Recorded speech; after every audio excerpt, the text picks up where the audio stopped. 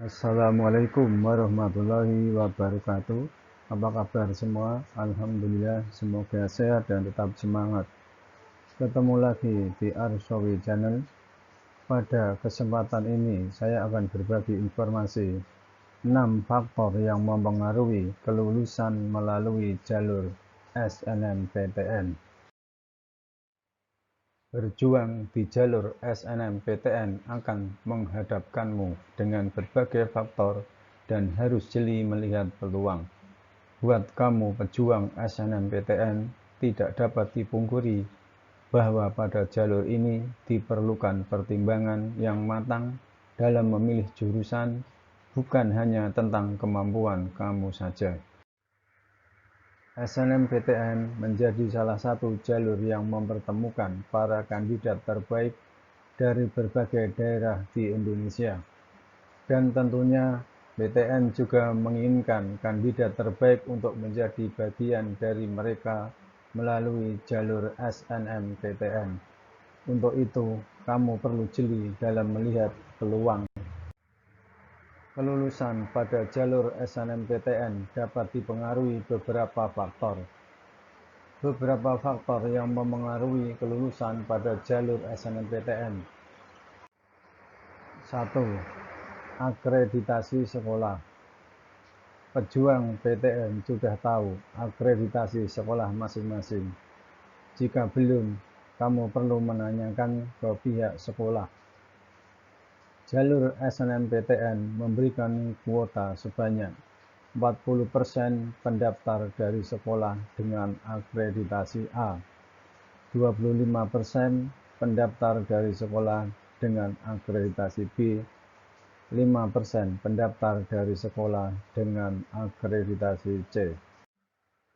Akreditasi sekolah juga memegang peranan penting dalam pemilihan jurusan. Semakin baik akreditasi sekolah, presentasi diterima di jurusan yang dibidik akan semakin besar.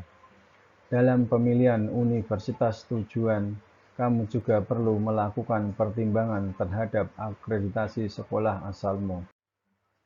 Sederhananya, jika ada 2 orang siswa dengan nilai sama dengan asal sekolah berbeda, namun akreditasi sekolah yang berbeda, PTN tentu menginginkan yang terbaik.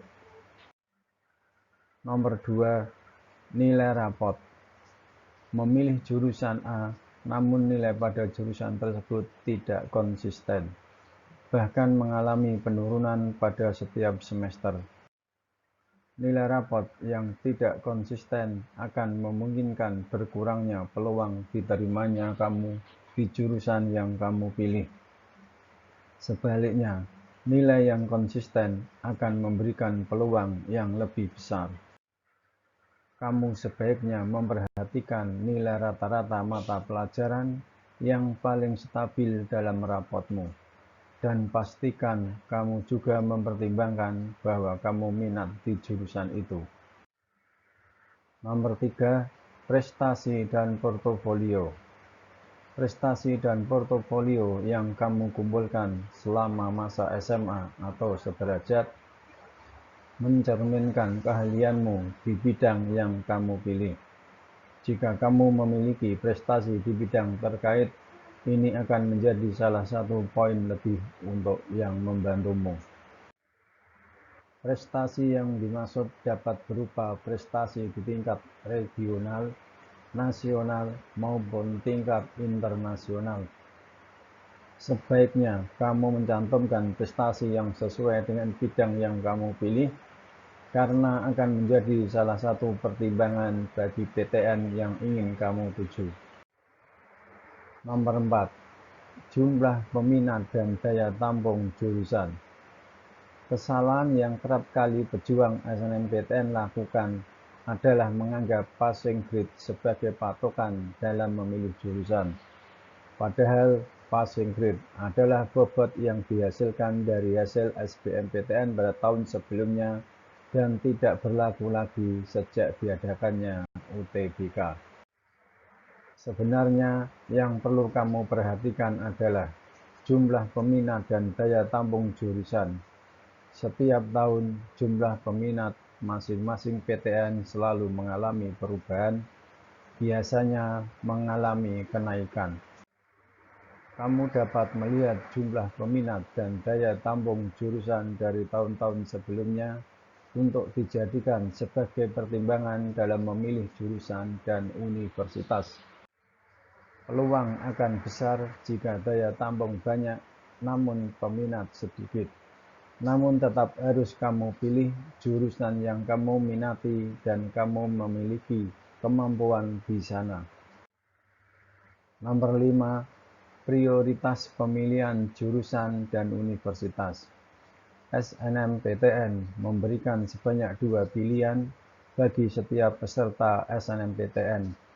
Dalam pemilihan jurusan dan universitas, sebaiknya kamu meletakkan prioritas jurusan yang kamu pilih pada pilihan pertama. Berkas yang kamu unggah saat mendaftar SNMPTN pertama kali akan diseleksi oleh PTN pilihan pertama, dan jika tidak lolos, berkas akan dikirimkan ke PTN pada pilihan kedua. Prioritaskan jurusan yang paling ingin kamu pilih. Peluang untuk masuk di pilihan pertama akan lebih besar dibandingkan dengan pilihan kedua. Nomor 6. Banyaknya alumni dan prestasinya di universitas bersangkutan.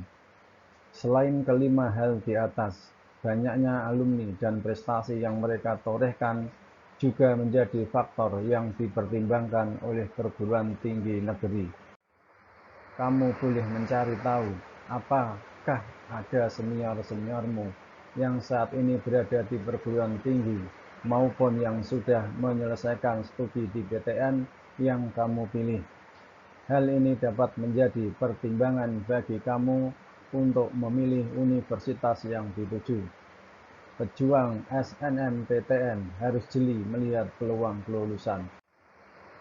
Keenam faktor di atas dapat membantu kamu untuk memilih jurusan dan universitas tujuanmu. Semakin mendekati pendaftaran SNMPTN, kamu perlu memantapkan diri dengan pilihanmu. Yang terpenting adalah jangan lupa untuk berdoa. Semoga kabar baik segera menghampirimu, para pejuang SNMPTN. Demikian informasi yang dapat disampaikan, semoga bermanfaat. Terima kasih. Assalamualaikum warahmatullahi wabarakatuh.